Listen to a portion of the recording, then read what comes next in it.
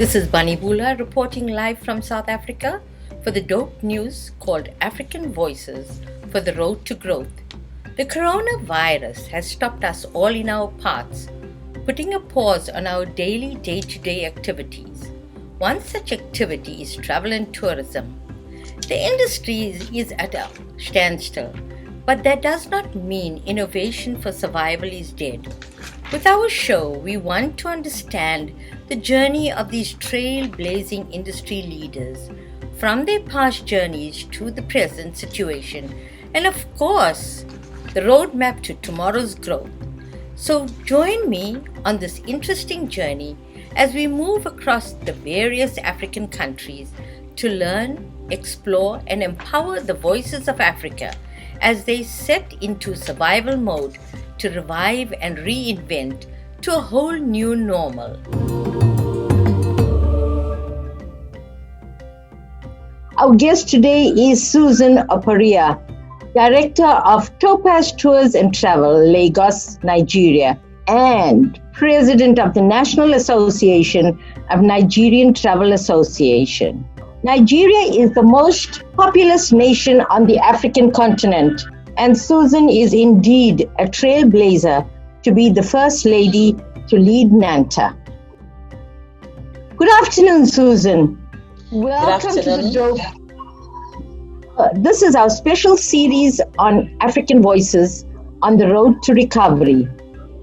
Firstly, congratulations on your election as the president of NANTA. Well done. Africa is really proud of you to lead for you to lead in the development and leadership of women. Thank you so much. Susan, for the past 4 years, you were one of the executive members of NANTA, involved in many projects. Can you share some of the highlights and lowlights during these times? Okay, thank you, Bunny. It's good to be here. I've been involved, like you said, in the executive of NANTA for the past 4 years before I became the president. I'll just mention like 3 of the highlights because of time. We've in the past administration that I also worked closely with, and I was at the aim of a lot of these projects that I'm going to mention to you. We started the NTPIC project, which is the Nigerian Travel Practitioners Identification Card. The whole idea is looking for ways to be able to regulate our members, to be sure we get all travel agencies registered with the association, and we know where they are. We can locate them. We have some form of history about them. So should in case anyone wants to do business with anybody, we can sufficiently provide the information you need for that. So that was the whole idea behind that project. It was a fantastic one. And of course, it's also our own way to telling the members that they can depend on the association, that the association has their back. Yeah. So another one is we've been able to get more visibility for NANTA, which led to the increase of our membership in the last 4 years. We've also been able to interface and engage with relevant government bodies. We've done quite a lot on that. Those are the highlights. Then, of course, the low lights will be the usual teething issues with implementation generally. Getting some of our partners to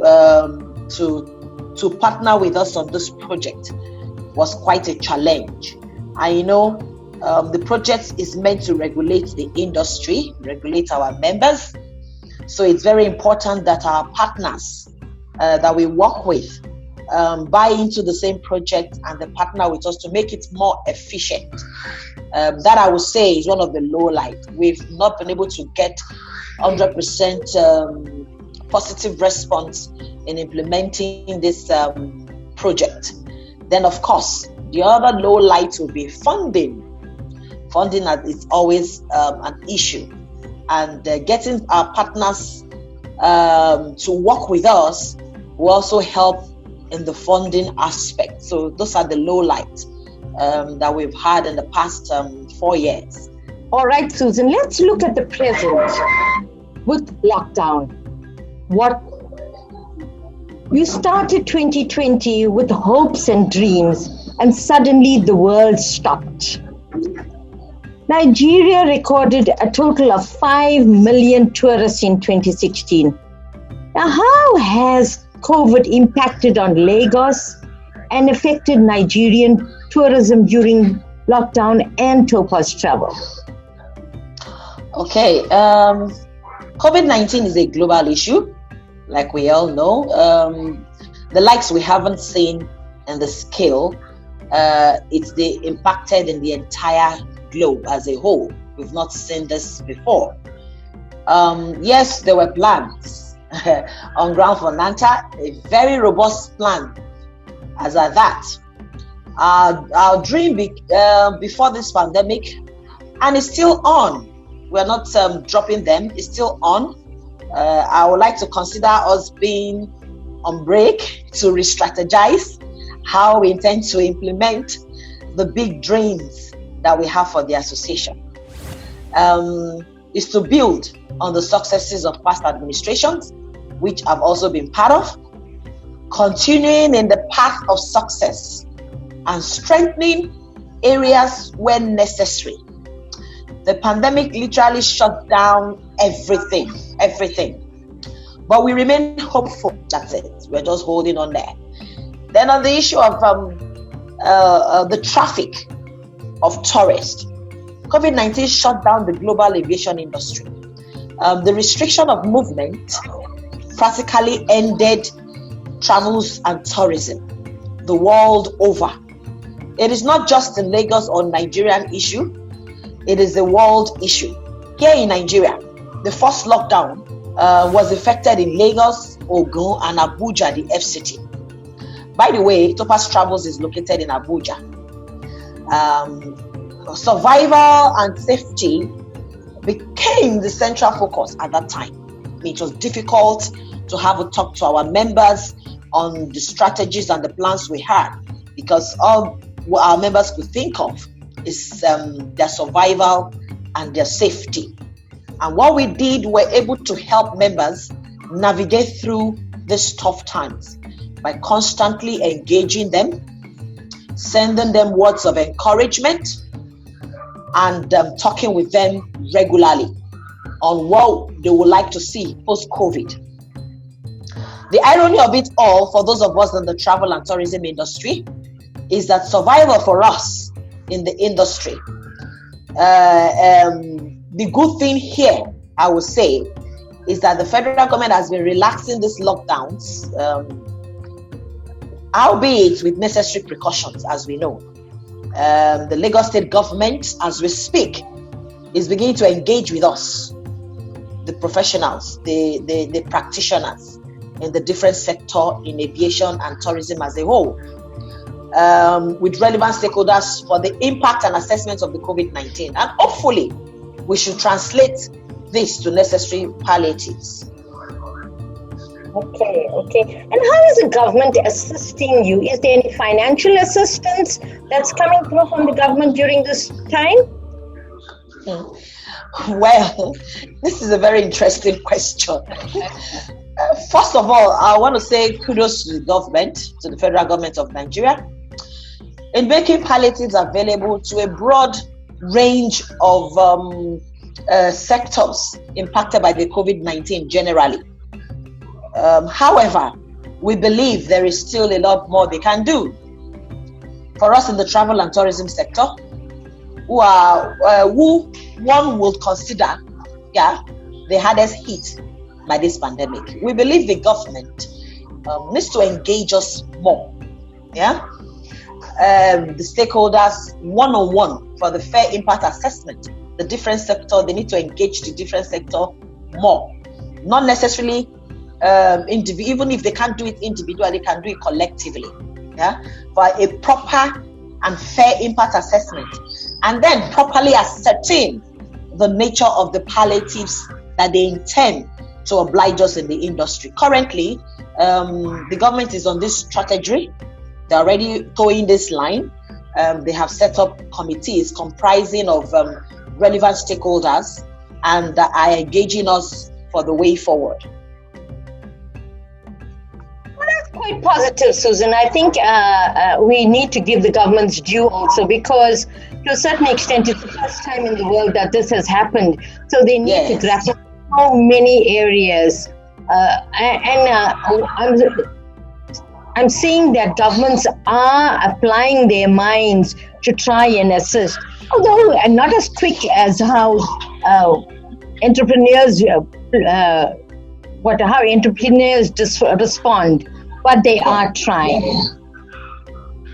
Well, is your lockdown fully, has it been lifted? Are all areas open now? Or what is the stage of your lockdown? It's a gradual reopening. It's a gradual reopening of the lockdown. Of course, like I said earlier, with a lot of restrictions. The first lockdown was implemented in Lagos, Ogun, and Abuja, the Federal Capital Territory. Other states followed suit much later. Currently, there are still interstate lockdown in some places. However, in some of the states, there are controlled movement as well as businesses over a period of time. For instance, businesses are allowed to open, but they will close earlier than usual. There's a curfew where nobody is expected to be outside at that time. So one can say some of it, so that some economic activities is gradually kicking in Nigeria. Now I'm going to ask you to look into your crystal ball and share your thoughts on the future. What do you think travel will be like post-COVID? Initially, it's going to be slow. People will be cautious. Some others will be very skeptical, even suspicious. However, I believe these feelings and concerns will eventually ease off with time. Again, traveling will be a bit strenuous as a result of the COVID-19 test before loading, before boarding your flight. This implies having to arrive at the airport much more earlier than usual. This will eventually ease up with time. And also, following the international standard of regulation, it will help build the confidence of travelers. Lufthansa once sent me a mail, and it was said, the more we are being locked down, the more our desire to travel. That's true. That's true. Very true. So that's why it will eventually happen. And regarding the mice and large groups, what steps are you all planning to be able to encourage this to happen? For mice and groups, that category will be the last, I believe, that will eventually start to happen. But it will still happen because I was in a discussion with a technology company that are developing a technology where we can attend trade shows with avatars. Yeah, you'll be able to build your avatar. You'll be able to attend a trade show, visit one stand to the other, negotiate your deals, close deals, and you are still in the comfort of your room doing all that. And can you elaborate on the safety and security protocol that is going to be put in place for the future? As early as the leisure security protocols, I was listening to the World Tourism chairman, and he said for this to happen, when people, their confidence needs to be built. So meaning the whole world has to have an international safety standard that cuts across all countries. Not some countries skipping to it and some other countries are doing something else. That's the way to build the confidence of your travelers. And of course, these procedures should be made known to people. It should be everywhere out there on the internet. It should be easily accessible so that people can go in there and find out what safety procedures has been put in place. All this is to build the confidence of travelers. And if their confidence is built, trust me, they will travel again, because people have been so starved. They've been so starved of traveling. So they're looking forward to that. But also they're also concerned of safety. So if we can assure them that there's an international standard of safety that is being imbibed, that is being embraced by the countries of the world, that will go a long way in helping the confidence of travelers. That's a very important point, because I think the survival of our business is very dependent on the kind of messages that we send out to the customers. Yes. Susan, sustainability in tourism is really the need of the hour.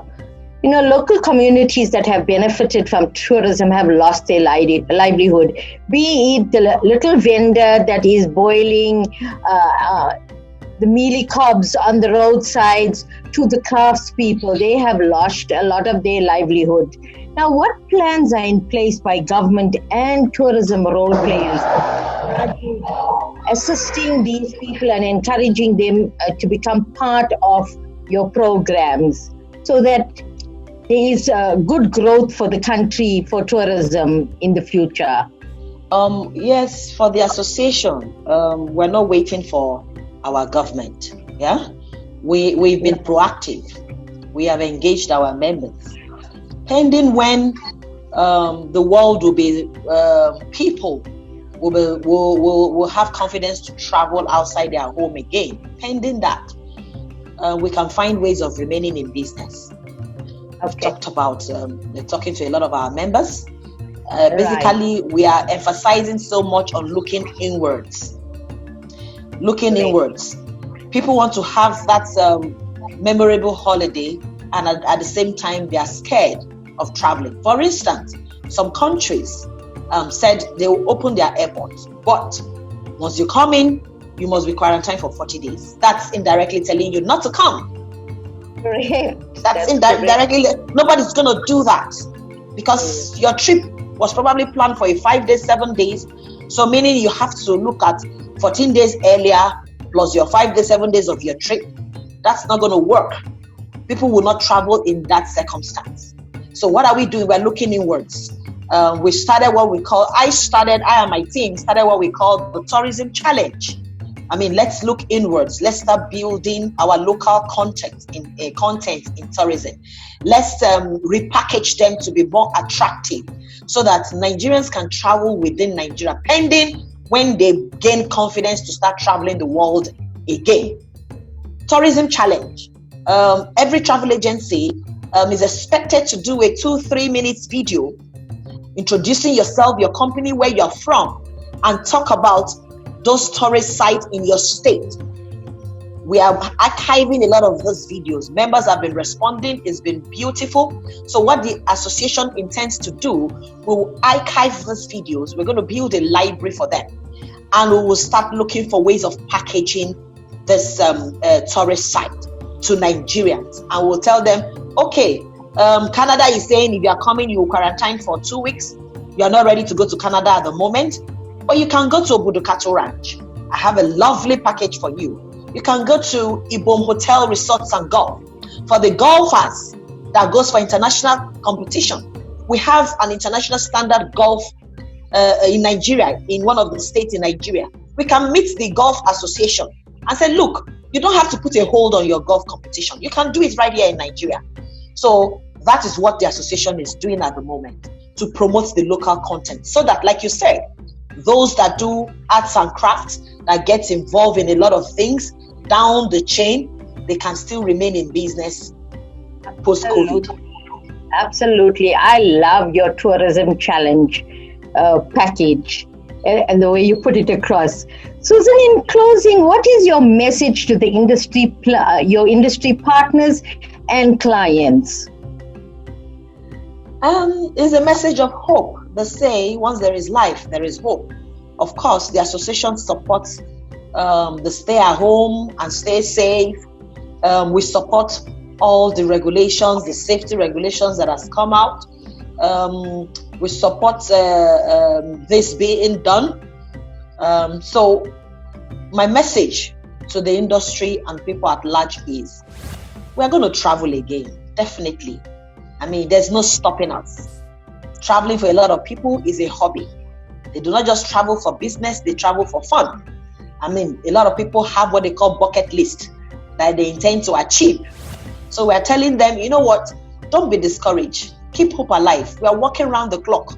We will continue to work, improve on the standard, the safety standard. For instance, I watched a video today. Event centers in Nigeria generally came up with a video saying that, guess what? You can still do your event. You can do those weddings here. This and this is what we have put in place. I mean, they have put in different taps for washing, the automated hand sanitizer dispensers. Of course, the rule of you must have face masks before you come in. For instance, if it's a wedding, there is no dancing close to the couple. If you have anything to give the couple, the ushers are there with the basket. You just drop it in. When it is time for the couple dance, only the couples will be on stage. Everybody dance wherever they are. That's very encouraging. I mean, the Association of Event Centers came up with that, and they're pushing that videos out there. So we need more of such things. Those are the things that will help build the confidence of people. So that is my encouraging word. Stay strong, stay safe. We will travel the world again. Thank you. Absolutely, Susan. In closing, I think this is brilliant. Your line of saying, once there is life, there is hope. And that gives everyone a very positive message to the industry. Take care and stay safe.